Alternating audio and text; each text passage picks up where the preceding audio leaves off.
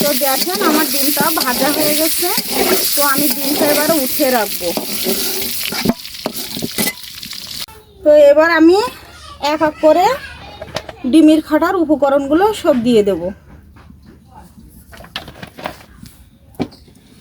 হ্যাঁ, দিয়ে দিচ্ছি কয়েকটা তেজপাতা, গরম মশলা, হালকা কয়েকটা পেঁয়াজ কুচি দিয়ে দিচ্ছি, রসুন বাটা দিয়ে দিচ্ছি, পেঁয়াজ বাটা দিয়ে দিচ্ছি, সরিষা, কিছু বাদাম।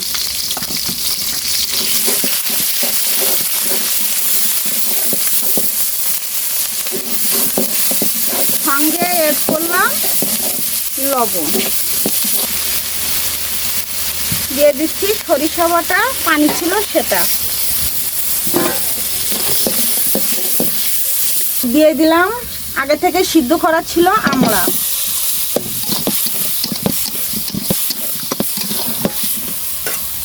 দিয়ে দিব নারিকেলের দুধ। দেখেন আমার আমড়াটা কিন্তু সুন্দরভাবে ভাজা ভাজা হয়ে গেছে, হালকা হালকা তেল উঠে গেছে উপরে। তো এবারে আমি ওর ভিতরে দিয়ে দিব আমার আগে থেকে যে নারিকেলের দুধটা ছিল সেটা।